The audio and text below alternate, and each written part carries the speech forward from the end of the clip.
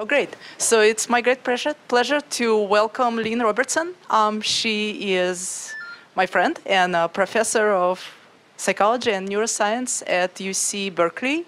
She has pretty much dedicated her entire life to studying the effects of selective attention and perceptual organization on the final outcome of perception in normal people as well as people with neurological damage. And today she is going to talk to us about prosopagnosia, which is a specific deficit that affects some people, cognitive and neural contributions to face blindness.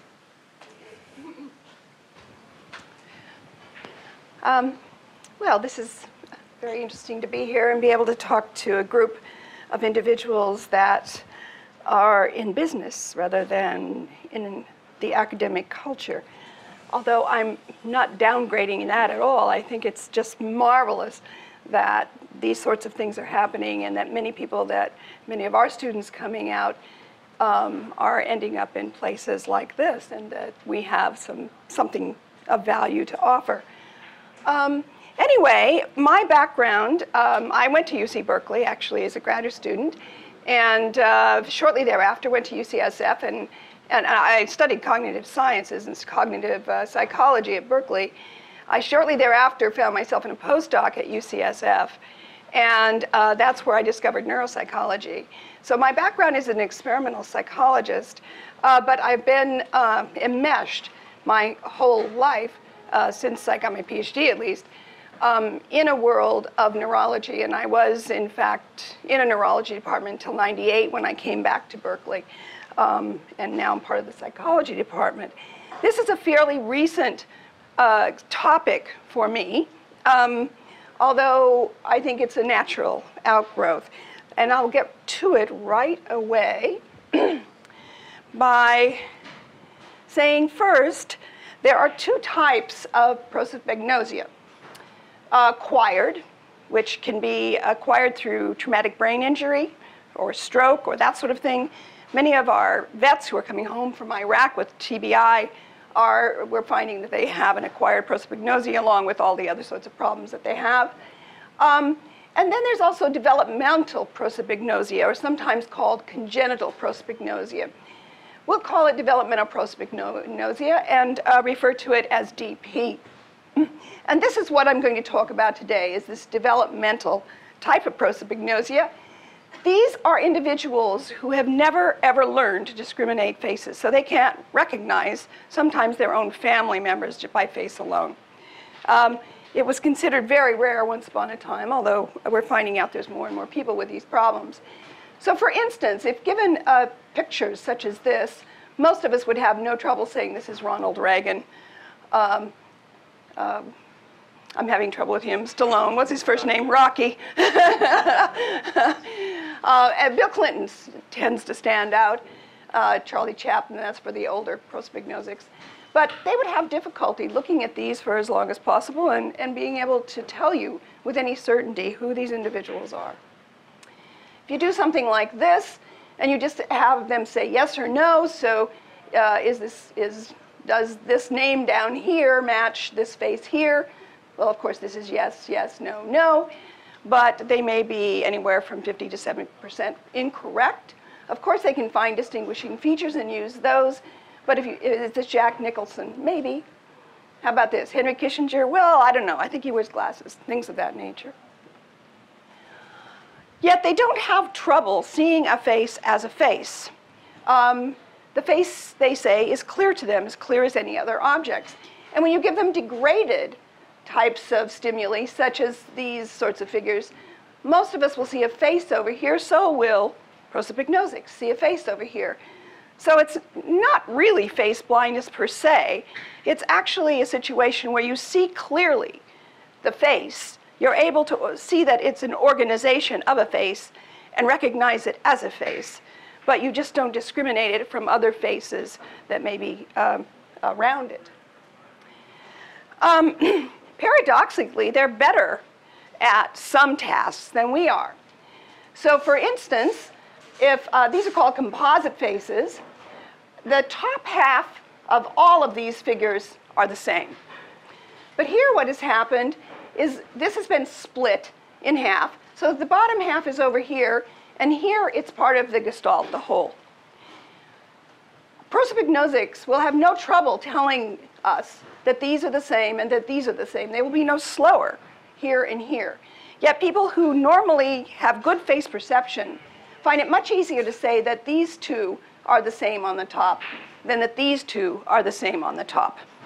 And that's because you have to break the configuration here in order to do that task. Examples of some of the statements that developmental prosopagnosics have told us. I avoid places I could run into someone I know because I may not recognize them. I pretend to be lost in thought when walking down the street. I act friendly to everyone just in case I know them. And then there's others that say, I act friendly to no one just in case I don't know them. And one person said, standing in front of a mirror in a crowded public restroom, I have had to make a funny face so that I could tell which one was me. So even their own face, which they see every morning in the mirror when they brush their teeth, if they're in a crowded scene with a lot of people, a lot of faces in the mirror, they may have trouble. That doesn't mean they don't recognize people by other means. They do, and what they tell us is they might use the gait. They're very attuned to gait, actually, mannerisms of people, and often hair or other sorts of distinguishing features to try to determine who that person might be. Well, this was once, as I said, this was once thought to be extremely rare, and up until 1990, there were only 2 cases of developmental prosopagnosia reported in the scientific literature, in neuropsychological and neurology literature. The last 10 years, there have been many developmental prosopagnosics that have emerged, and many of them have been studied, so there's far more studies, and we can thank the internet for that. And it's, I guess, probably especially Google sort of search engines, so that someone who is a little embarrassed about not being able to recognize faces can sit alone in their own room and look up prosopagnosia or face blindness and try to find out something about themselves and trying to find out if there's other people out there like themselves. Well, so through the internet, we've been able to place certain things, certain sort of questionnaires and so on, those of us who do research, to try to recruit individuals with this problem. Ken Nakayama in Harvard estimates that there are 2% of the population is prosopagnosia. Well, developmentally. We don't know if that's true or not. Seems rather high. But the current estimates are somewhere between 0.5%, 1%, and 2%. So you can see that in a population like the Bay Area, there are quite a few people who have never learned to be able to recognize faces. Severity is an issue, and we'll get to that in a moment. Oh, also, a recent article has shown that, well, we always knew, actually, that it ran in families, but this particular article showed that there were 50 prosopagnosic within a few square miles in a small German city. And these are families that have been there for many, many years. So again, suggesting that there is probably some genetic property to it. Well, our face is special because these people who have developmental prosopagnosia don't have obvious problems in vision, in organizing the visual world in other ways. So they can see the crowd of people in here and organize that perfectly well. Their visual acuity is fine. They have normal intelligence, et cetera, et cetera. So does this mean that faces are special? Well, this came up many years ago, actually, in the 60s or 50s, when developmental psychologists started studying faces, started studying face perception and perceptual development in newborns. And newborns do respond to faces rather different than they respond to other things. But of course, newborns, this is like within the first few days or within the month after birth, newborns have undeveloped brains, and they also have impoverished sensory input. And yet, if you show a newborn this, or a group of newborns really, any of these up here, just individually. If you show that to a newborn, they'll look at it for longer. Then they'll look at other things. They're interested in these three as compared to these three. Now here you have a lot more energy coming off of this oval of this face, and yet they don't think that's as interesting as they do these. Here you have the same features, the eyes, nose, and mouth, but they're rearranged differently. Newborns don't think that's very interesting either. But what's really interesting to me is that newborns don't think this is very interesting either. And yet they like that one a lot. And the only difference is that the two eyes are up here in this one, and they're down here in this one. This is more like what a newborn would see. Very, very fuzzy world. And if you show them, I mean, this is what they're seeing, but if you show them a broad band, upright or upside down face, they will prefer to look at this one. So already, they're looking at faces where the two eyes are up top in the oval. And this is what made people really start thinking that faces might be special, that we may be born with a bias to look at faces. More recently, however, what we found out through some work of Mark Johnson and others is that if you put this face here like this, two eyes above what might be a nose or mouth, versus you do it upside down but put everything at the top of the oval, now the babies will prefer this over this because there's more contrast here, there's more stuff, more energy coming off of the stimulus in this area of the oval than over here, even though this looks more like a face. So that makes everybody say, whoops, no, faces are not special, but this may be the mechanism by which faces do become special. That is, we come to the world, this is the other argument, we come to the world with a bias to look at things towards the top here, to look at the stuff and contrast towards the top here. And part of that is due, the claim is, because there's earlier development within ventral pathways of the brain than dorsal pathways. So this just holds for the infant more information above than below in this oval. Now, you can take that with a grain of salt if you want. It's debatable, and lots of studies are going on in the developmental literature about it. But for now, I just want to point out that the facts are that something at energy in the top oval is more important than energy in the bottom when you're born. This may be why later on in life we still continue to have problems recognizing upside down faces. So if you look at these two faces right here, and you may or may not, hopefully you will not, see that this one is the upside down version of this, and this one is the upside down version of this. If you look at these two, they're easy to tell apart. If you look at these two, they're difficult to tell apart. So these two look like individual people, and these two not so much. So what goes wrong in developmental prosopagnosia? Because most of us develop from these early biases in vision that we may come equipped with, to being extremely good at recognizing faces.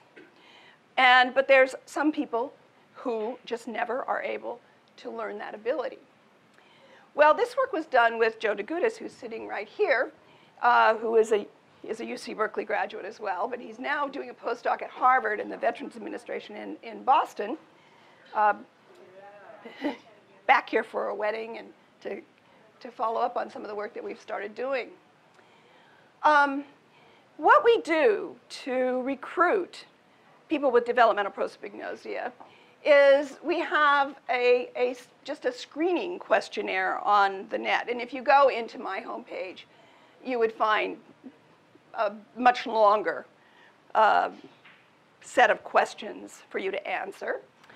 And here are some of the examples of what's on this page. Do you fail to recognize a close friend or relative by sight? Well, the answer to that, if you're prosopagnosic, is yes. Does it happen often when meeting a familiar person out of context? The answer to that, if you're prosopagnosic, is yes. Even some of us who don't think we're prosopagnosic, but maybe I am, have a problem with that. Do you also have trouble recognizing facial expressions or understanding the intentions or motion and state of the others? Exactly. So if you are really prosopagnosic, you should say no to this. If you're just pretending, you'll probably say yes. Do you have trouble distinguishing other classes of objects, such as cars, shoes, or coats? The answer to that is no. And have you Cars, You're an expert in cars. no. No? Okay. He's going to keep me honest. Have you consulted a physician regarding these problems? Now, if they answer no to this, they're probably a developmental prosopagnosic, along with other screening questions we have. If they answer yes to this, we would probably still contact them, because if they have gone to a physician over this, they probably have had some head trauma of some sort. So they would go into the other group, the acquired prosopagnosia group.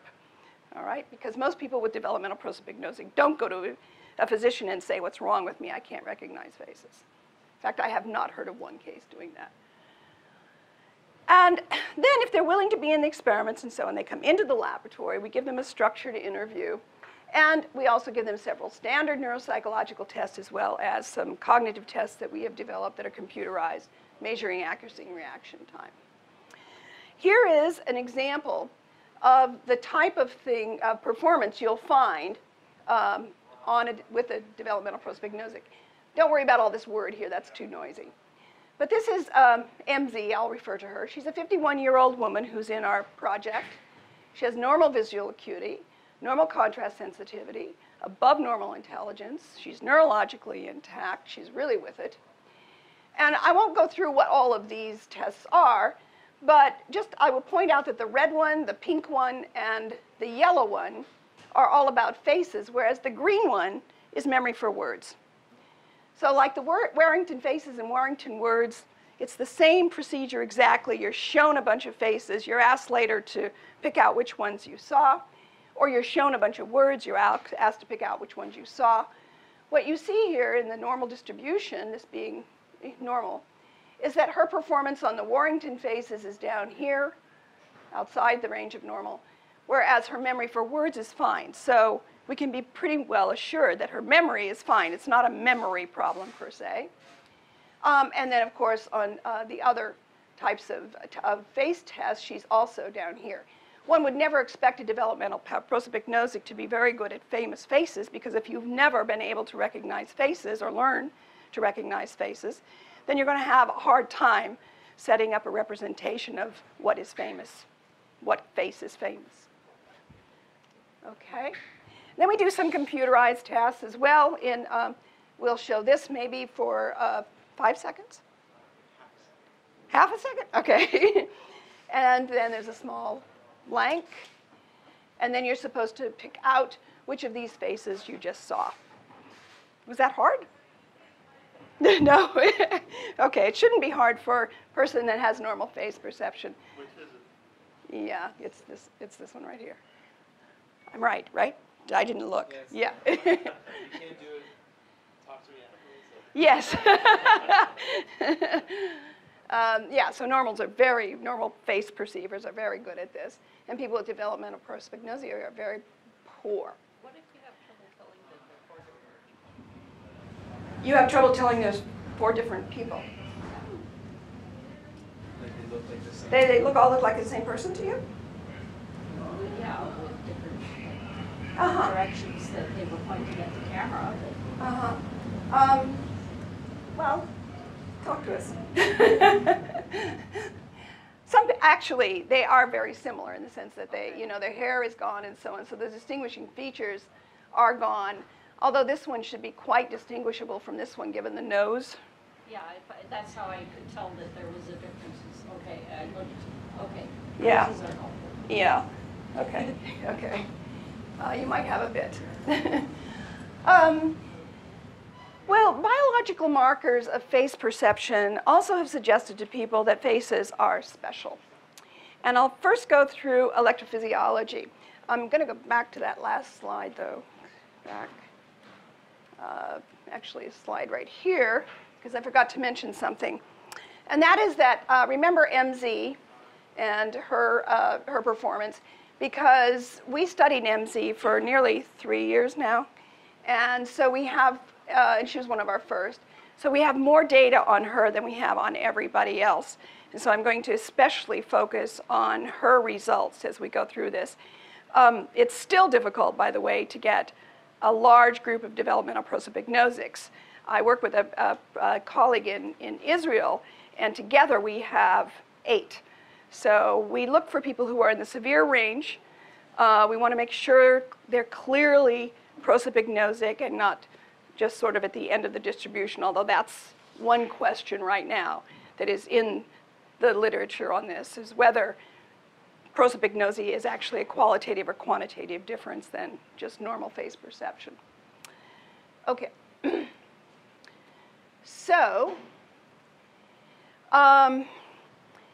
EEGs, I don't know really how much you know about ERPs and FMR and all that sort of thing. I'm going to assume not much, because maybe someone in here doesn't know much.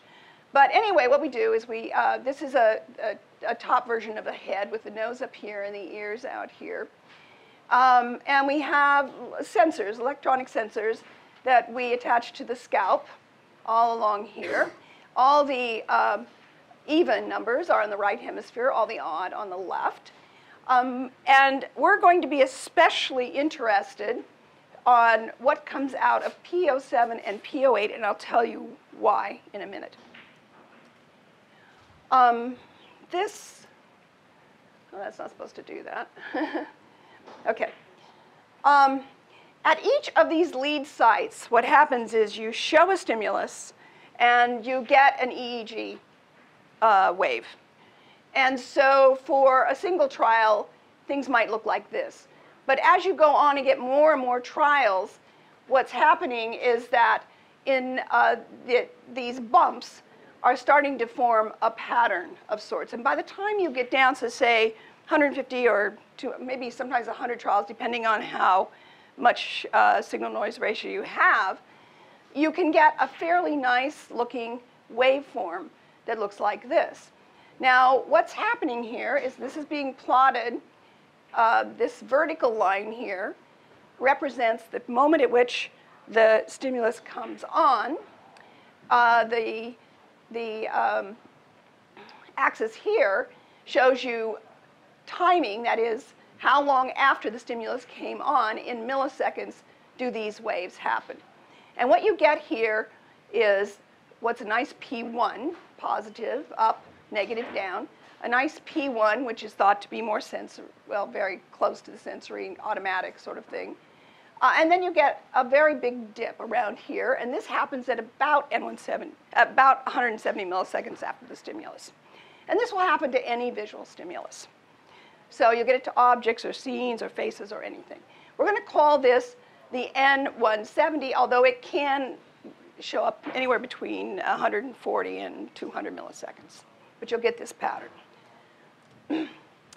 Now, through a great deal of studies, this has been replicated over and over again, we know that when a face is presented, that the N170 amplitude is much greater than when any other type of visual stimulus is presented. So here's where the stimulus comes on.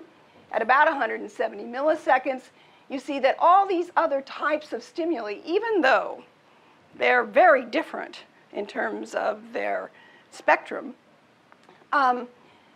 they have overlapping.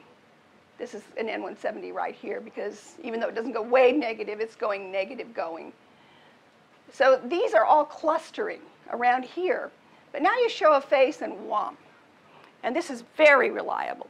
You get it in 98% of normal individuals that you test. Now I didn't have time to actually fix this for you to make it easy for you to understand this. But this is a study, an ERP study. Same sort of thing. They're showing objects and faces. And you're just passively viewing them, by the way. They're just coming up one at a time, like this. Objects and faces. And again, they're looking at the N170, because the N170 in the normal literature seems to be a face-specific marker. Don't know what it does exactly, but it is a face-specific marker. The thing that is confusing about this is that now negative is up and positive is down, and that's medical convention. And these are patients, actually. These are people who have acquired prosopagnosia from a very small lesion. And what you see here is this is the N170 in young controls. In older controls, somewhat smaller, that difference right there. But it is there, and it's absent in both of these patients. Now, those are patients who have acquired prosopagnosia.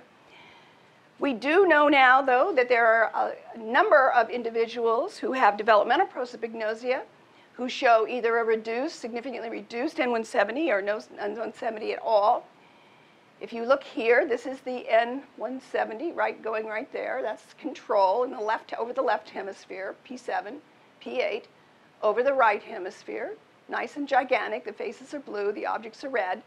And here is a single case called YT, where you see that the N170 is basically absent almost over here.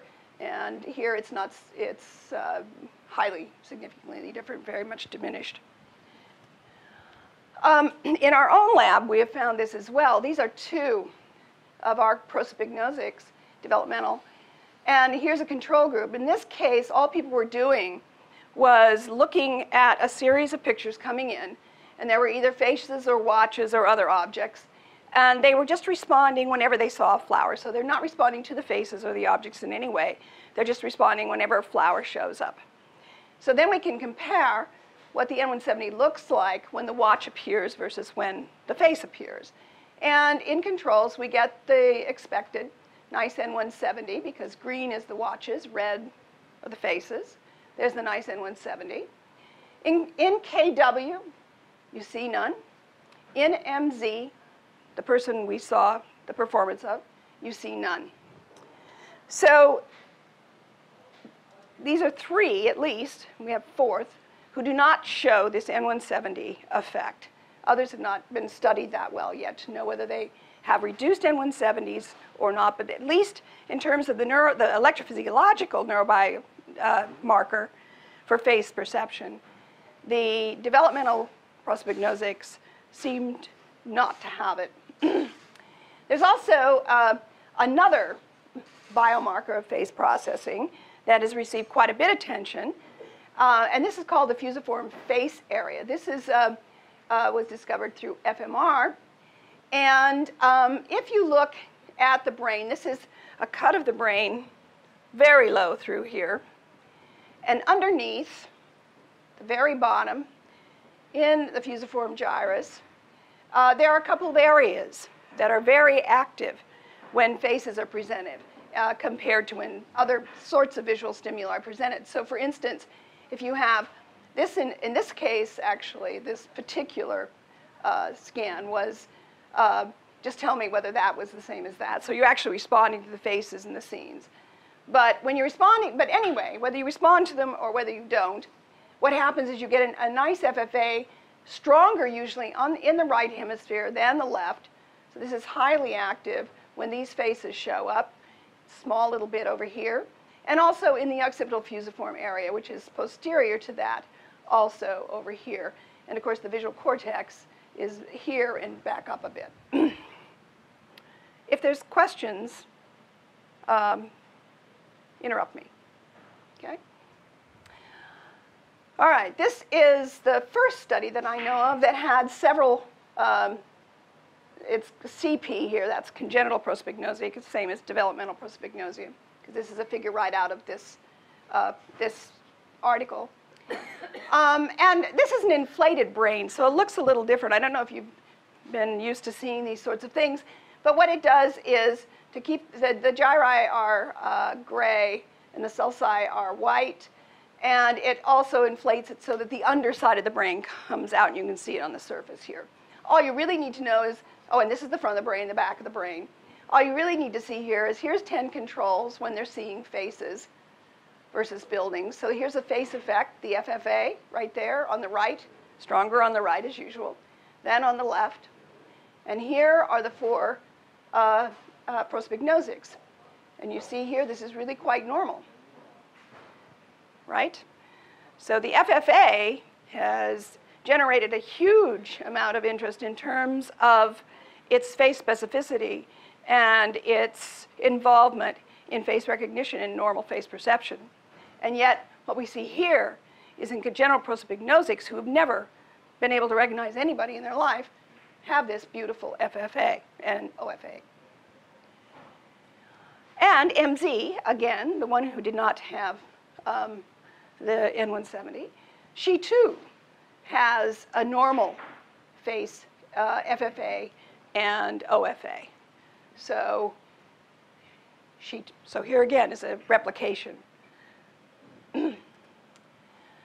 So what we've seen so far now in developmental prosopagnosia is that the N170 is very abnormal. The FMRI is normal. The implications for that are that the N170 and these face areas that we see activated on FMR are measuring different aspects of face processing. We'll get back to that later on because, yes? When you had those 4 pictures of brains up there, the ones with the CP, Yes. They had other areas that Yes. were red that weren't in the control. Yes. Are those important at all? Don't know. Typically for object recognition, face recognition, frontal regions aren't as important. So they usually don't correlate with the ability to recognize objects from faces. So, but there are some differences. It also looks like for the congenital prosopagnosics, like they may be more dispersed. Like in terms of the activity down in the face area, the occipital face Yeah, area. but these are significant effects up here and in here. So whatever they're doing with faces, the frontal lobe is acting differently in developmental prosopagnosics than controls, but we don't really know why. But there's no one's ever shown any differences in the front. No one has ever shown any differences in the frontal lobe. And when you get frontal lesions, for instance, you don't lose the ability to recognize faces. So, Can it be what? compensation? Oh, I'm sorry, I'm looking at the wrong person. Yeah, Can it be compensation, like they're trying to do something else because the normal areas don't work? possibly, definitely. And we know that when you're trying to do something, you're engaging control mechanisms that you get more frontal activity. And so if face processing is hard for them, perhaps it's not surprising to find that there. Yeah. Since we're asking questions, earlier in the 170 responses, it looked, to me anyway, it looked like the problem isn't so much that they're not responding to faces, is they're responding Yes. to everything else as if it were a face. That's very good, yes. And we don't know exactly why that is, but this is what we think is going on. That what this N170 is representing is actually the distinction between objects and faces. So if you're born into the world and you don't have the category of objects and faces yet, everything is streaming down the same pathway. It's only when you start recognizing that objects are special and you need to deal with them specially that you try to put up this categorization. So we believe, this is a working hypothesis, nothing more, it's really post hoc.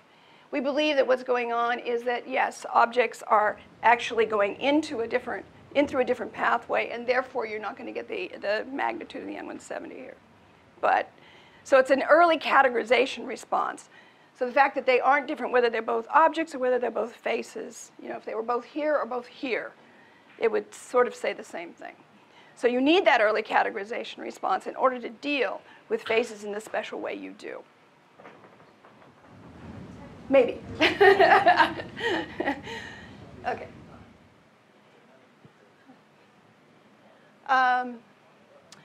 Okay, here are our questions in the study I'm going to tell you about. Why does the N170 reflect face recognition abilities in developmental prosopagnosics while the FFA does not?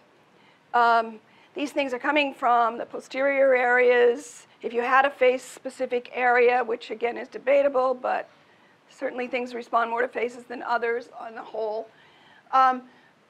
You really need an N170 and an FFA. Why aren't they connected? What visual information is necessary to recognize faces? And maybe we can find this out by studying developmental prosopagnosics, and can face recognition be learned? And I'm going to start with the last question, which is, can face perception be learned? Because some of the answers to the other questions fall out from what we find out about this question. Can face perception be learned in developmental prosopagnosics? It obviously can be learned in children and so on. And the answer is yes. And we have tried this training program that I'm going to show you. It's a computerized training program. It's very easy. We've tried it in 5 prosopagnosics now, and it has been successful in 3. We do not know why it has not been successful in the other 2. One of the other 2 is showing a trend.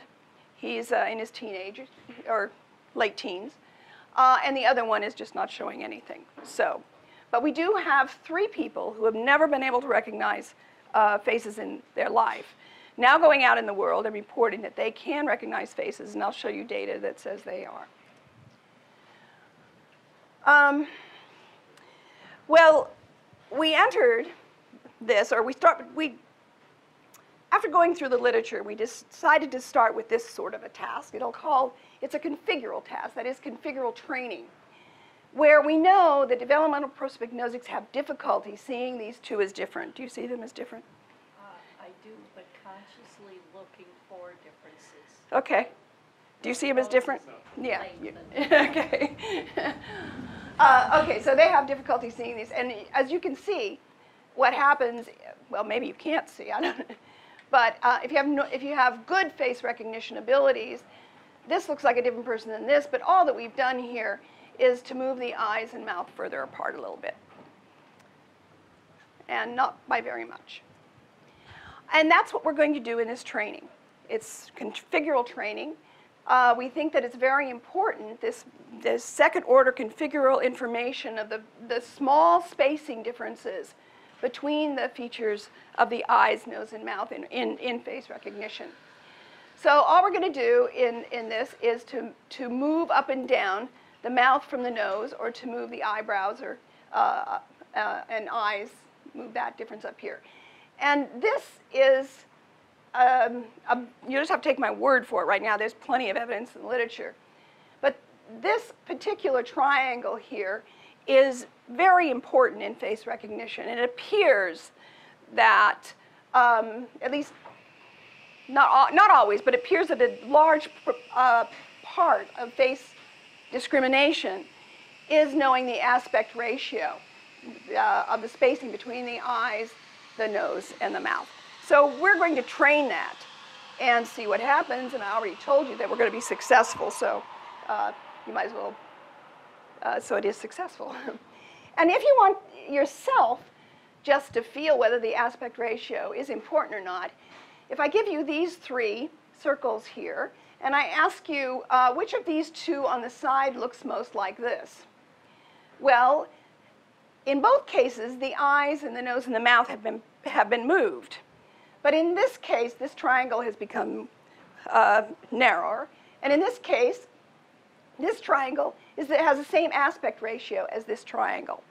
And most people will say that this face looks more like this than this. Now, remember when I told you about turning things upside down babies? Well, even we don't do very well when we're asked to compare these in terms of upside down faces.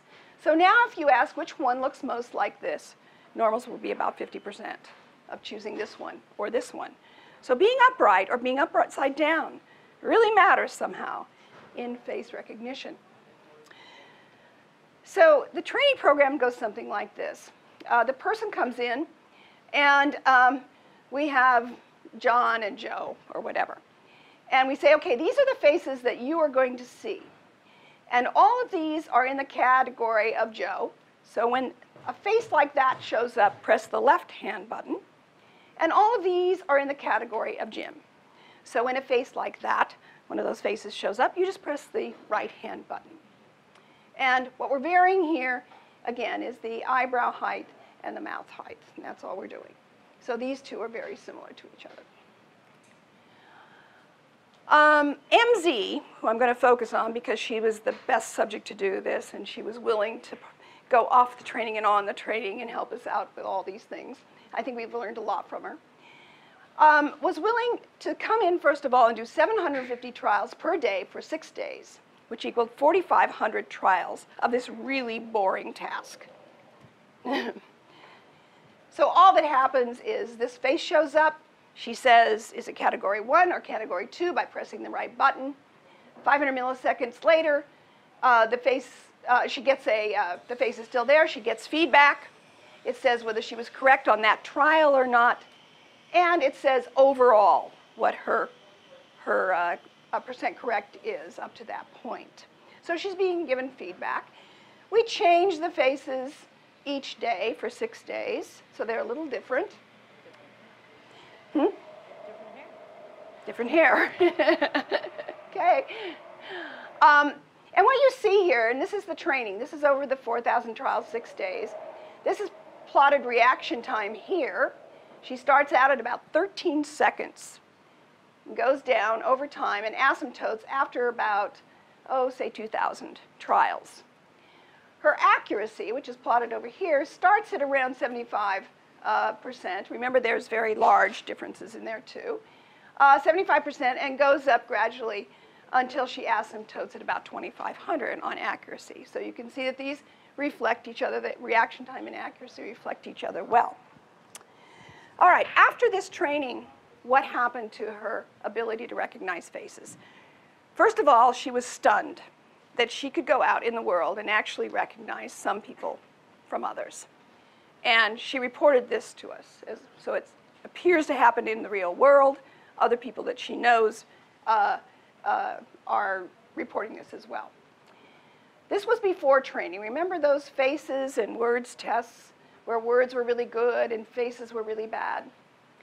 This is after training for 6 days with this thing.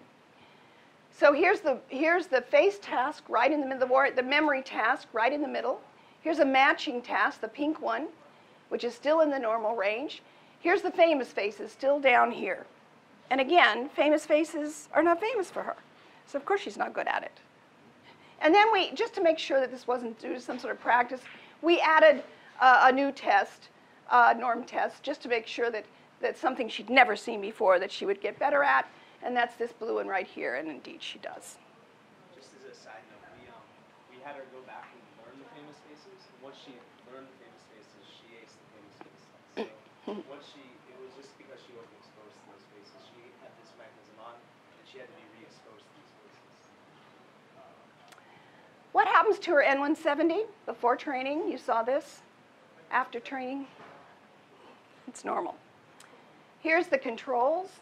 That's the microvolts of the controls, which aren't on here. This was before training, and this is after, so you can see that the N170 effect is within the normal range. Of course, not much happens to the FFA because it was normal to begin with.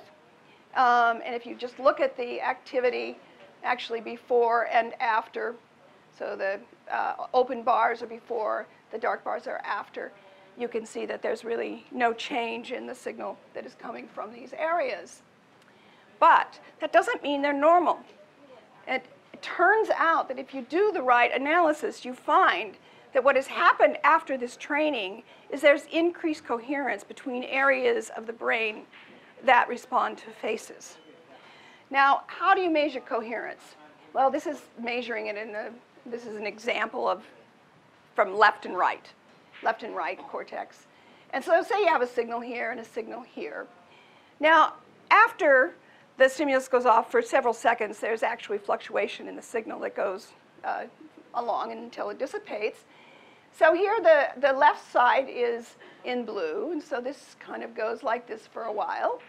And over here is in red, and that goes kind of there for a while. And they sort of look like they're on top of each other. Now, if you just correlated them, you wouldn't get much of an effect, because there's this lag here. So what this coherence analysis does is correct for that and gives you a coherence value. And these are just in the low frequencies. And what it does is give you a coherence value. So you can think of that as a correlation with the time lag corrected.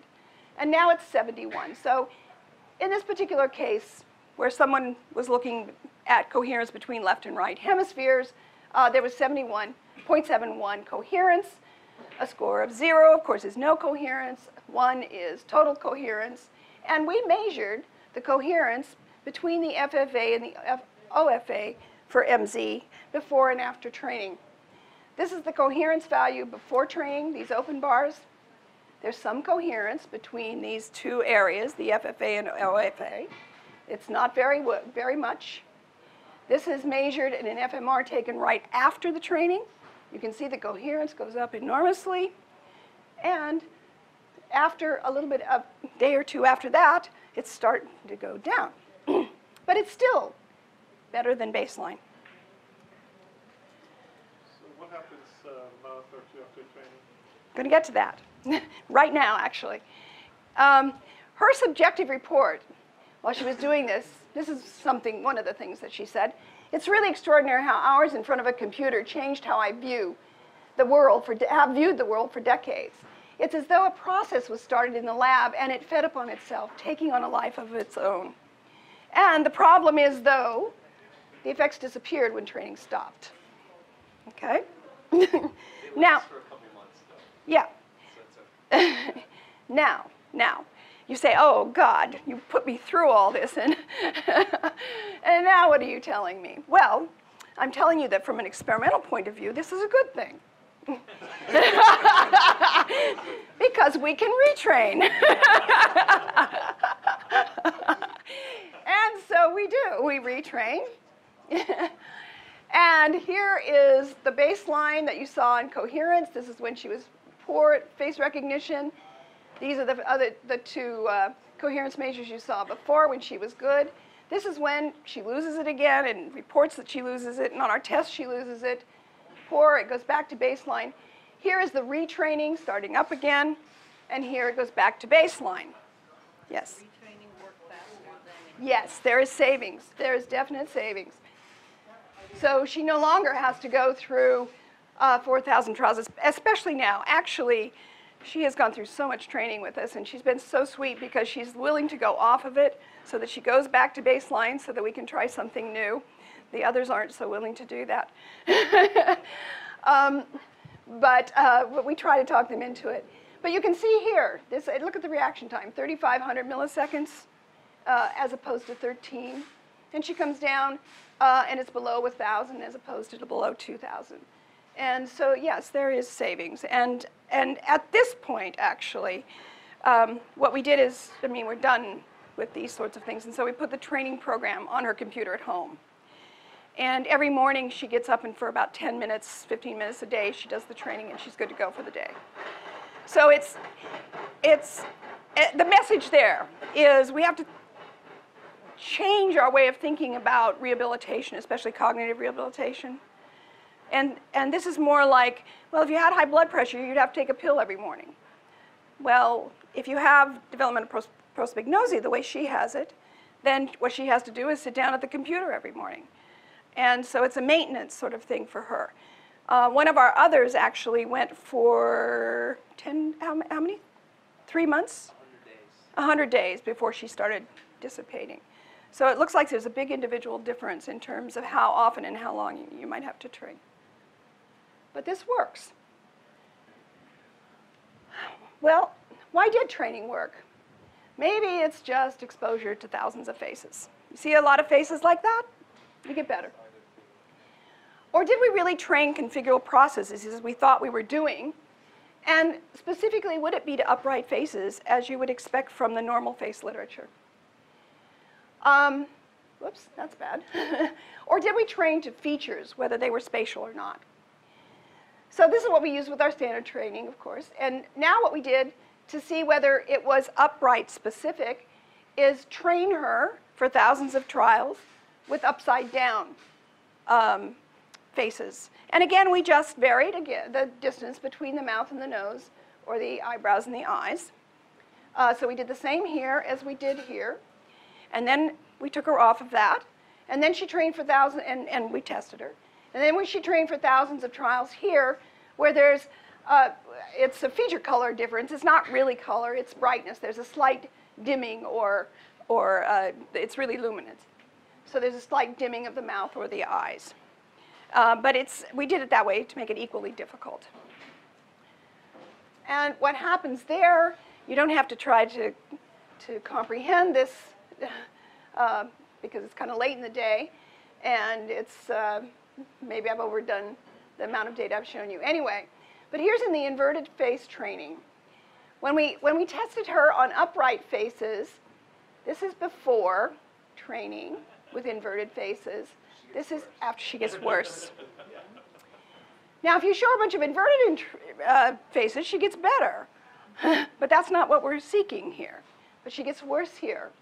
On the feature training, there's just no difference before and after training. So it's not just the amount of times that she saw a face or that there was some change, but it has to do with the configural training. Yes?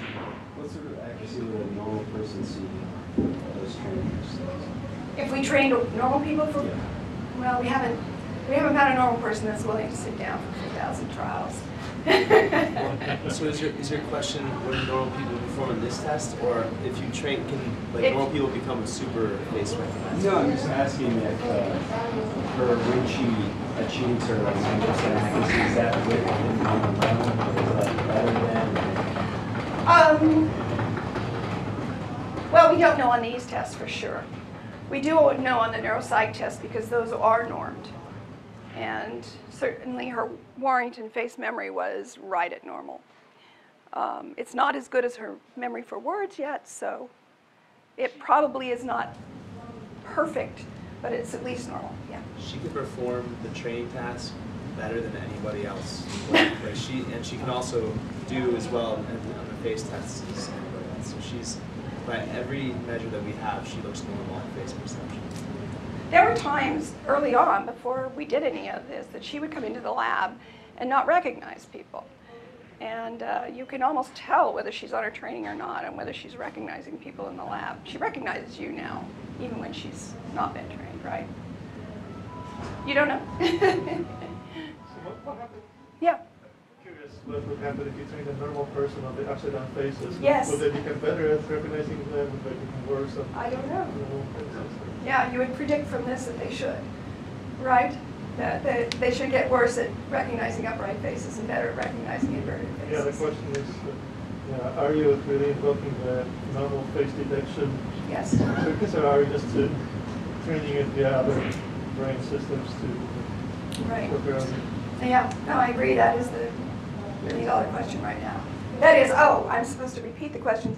This question was whether we're really training normal circuits or are we training some other circuits that are still abnormal but acting a little differently but allow face perception. Okay, so I'm almost done. In summary, individuals with developmental prosopagnosia can be trained to discriminate faces. The new skill is not due to mere exposure, not due to learned strategies. Changes face.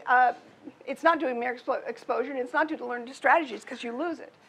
And the training changes face-specific neurobiological markers, both the N170 and at least the coherence between areas in the posterior part of the cortex that normally respond to faces.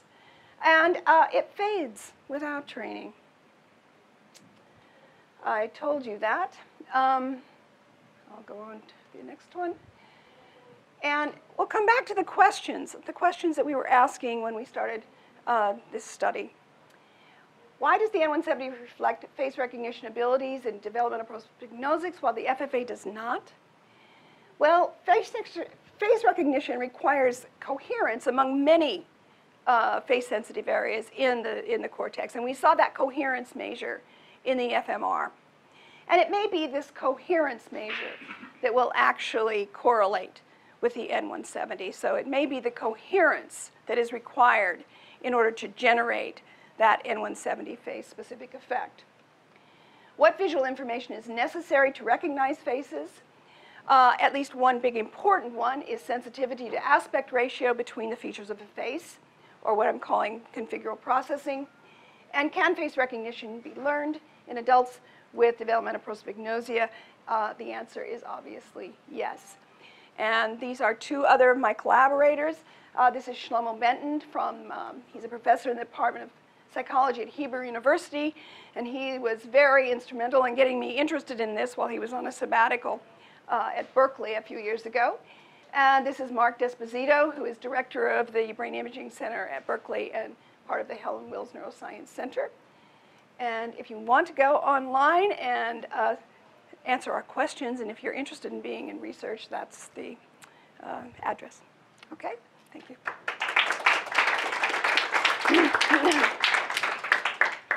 Yes?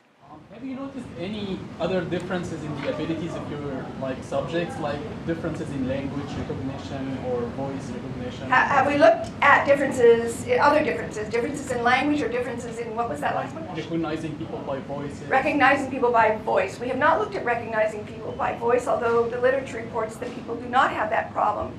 In fact, developmental prosopagnosics rely a lot on sound and the voice. In language, we haven't done systematic sorts of studies with language because all the neuropsych tests we've ever given anybody, and as far as the literature is concerned, they always are in the normal range or even better than normal. Some recent research shows that sometimes they have a harder time reading, or it takes longer to develop their reading skills. So some of the stuff. Sometimes, well, there are anecdotal reports that they were slow readers, slow in learning reading and that sort of thing. So there might be something. Now, we have looked at other perceptual abilities, and we're looking at reaction time. We're looking at really subtle differences, but we have found when you have to organize something on the basis of a configuration, what we have found, others have found, like for instance, if there's moving dots, congenital prosopagnosics have a little harder time with that than the others. So that again is a configural processing type of skill. And we found a bit of that too, just in stationary stimuli. Yeah. On the other hand, facial expression also be similar task to speaking, and you mentioned that it doesn't.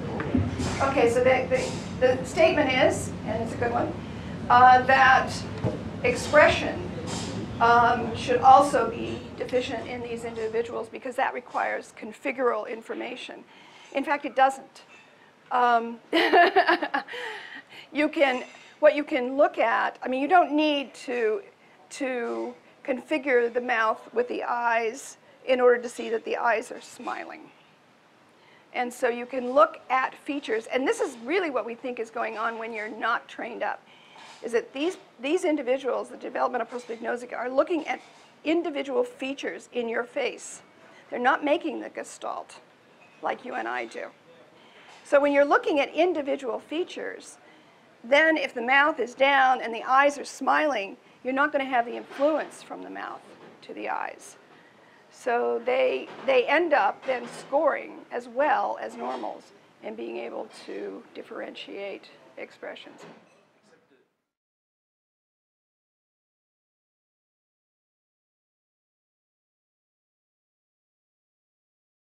Thank you.